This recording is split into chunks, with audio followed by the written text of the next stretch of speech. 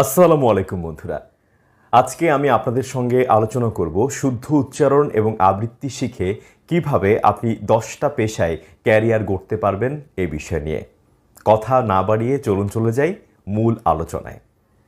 আমরা অনেকেই শুদ্ধ উচ্চারণ এবং আবৃত্তির কোর্স করি বিভিন্ন কারণে।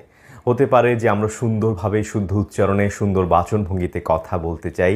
হতে পারে আমরা যারা কবিতা আবৃত্তি করতে ভালোবাসি তারা অনেক সুন্দর করে কবিতা আবৃত্তি করতে চাই। তার জন্য তো অবশ্যই শুদ্ধ উচ্চারণ শেখা খুব দরকার। পাশাপাশি পেশাগত ক্ষেত্রে আমরা যদি সুন্দরভাবে কথা বলি, আমাদের পেশাগত জায়গাটা অনেক বেশি পাকাপোক্ত হয়, সবার অনেক বেশি প্রশংসা পাওয়া যায় এবং পাশাপাশি অনেকে নিজেদের স্কিলের জায়গাটা আরও অনেক বেশি ডেভেলপ করে ফেলি।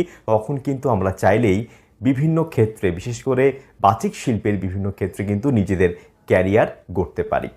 এবং বর্তমান যুগে শুধু টেলিভিশন বা রেডিও নয়, পাশাপাশি সোশ্যাল মিডিয়া কিন্তু অনেক ভালো প্ল্যাটফর্ম নিজেকে সুন্দরভাবে প্রকাশ করার ক্ষেত্রে।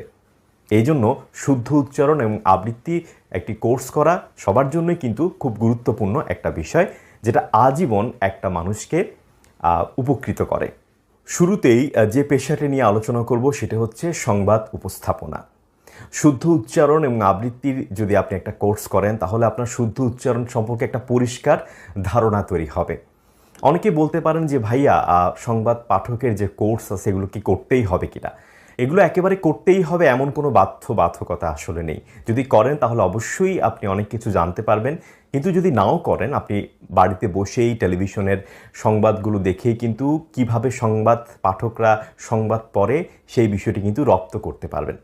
এই বিষয়টি যদি আপনি ভালোভাবে একটু দেখেন এবং প্রতিদিন যদি খবরের কাগজ পড়েন, সংবাদ পাঠকরা যেভাবে সংবাদ পড়ে সেভাবে যদি খবরের কাগজ আপনি পড়েন, আপনার কিন্তু সংবাদ পড়ার যে একটা স্টাইল সেটা কিন্তু রপ্ত হয়ে যাবে এবং সেটা রপ্ত হয়ে গেলেই কিন্তু আপনি বিভিন্ন টেলিভিশন চ্যানেলে সংবাদ পাঠক হবার জন্য আবেদন করতে পারেন এবং যখন আপনাকে অডিশনে কল করা হবে তখন আপনি অডিশন ফেস করতে পারবেন।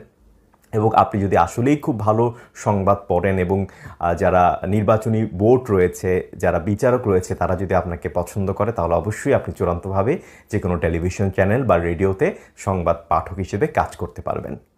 শুদ্ধ উচ্চারণ এবং আবৃত্তি শিখে কিন্তু আপনি একজন ভালো উপস্থাপক হতে পারেন।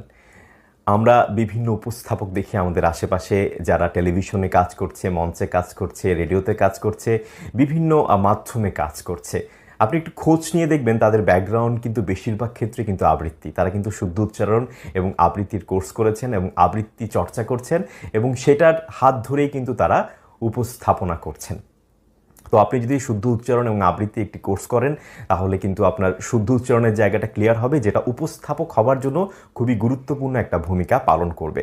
বলতে পারবেন না ঠিকভাবে, যদি কথাই বলতে না পারেন তাহলে উপস্থাপক হবেন কিভাবে?